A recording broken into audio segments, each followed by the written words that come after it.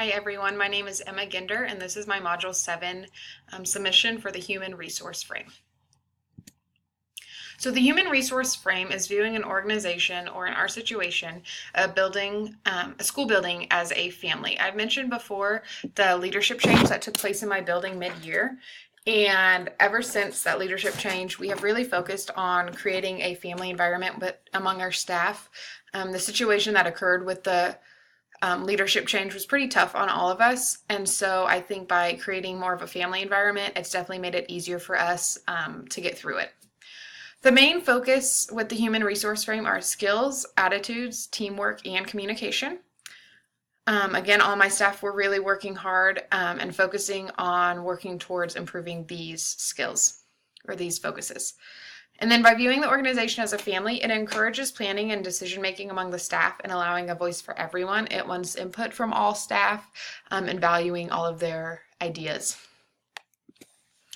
So when it came to prioritizing those under my leadership, for me, as I'm sure for all of you, it was very tough to come up with a good order because, you know, we value and respect all positions to make a building run successfully, but this is what I came up with. So my first one I put as the students. The students are most important because that's who we come to serve every day. That's the reason we have a school, is to serve students and prepare them for the future.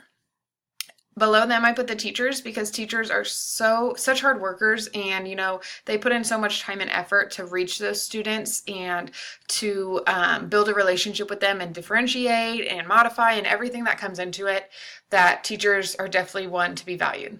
Below teachers, I put the principal. The principal is obviously the leader of the building. They call the shots, they make the calls, the decisions, and they need to be valued and respected and well known as their position.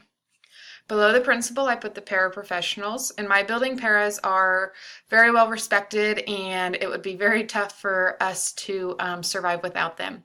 They work really well with our special ed students, and just giving them a voice and reminding them what they're capable of is really helpful. Below the paraprofessionals, I put the custodians. I like to think that a custodian views his or her school building as their home, and they want to take pride in it and keeping it clean. The custodians are the first to get there in the morning and the last ones to leave, so their hard work definitely does not go unnoticed either. Below custodians, I put cooks. Our building offers breakfast for our students, and so sometimes the lunch staff and the cooks are the first people that our students see every morning. They often are the ones fueling our students with energy, and it's really important that they get the respect that they deserve. Below cooks, I put the office staff. I like to think the office staff, they kind of just keep our building going and safe and everything else. They're the greeters. They are the first face that people see when they walk into our building, and they also kind of call the shots on, this seems like a sketchy situation or what. So they keep it safe and running and all of those things. Below that, I have maintenance personnel. They allow us to be comfortable in our building. It's warm in the winter and it's cool in the summer, and that's what we need because, if you're not comfortable in your environment, then, there's not going to be much learning going on. So they are definitely valued. Below that, I have the parents. The parents decide your fate for Teacher Appreciation Week. Just kidding, all jokes aside, but parents, it's really important that we get them on our side and they understand that we're a team and we're working towards the same end goal, which is success for their child. So just having parents realize that they are valued within your building is super important. Below the parents, I put the community. It's important to have a good reputation among your community. It allows for donations and support outside of the building, volunteers, and all of those things. And then lastly, I put the alumni.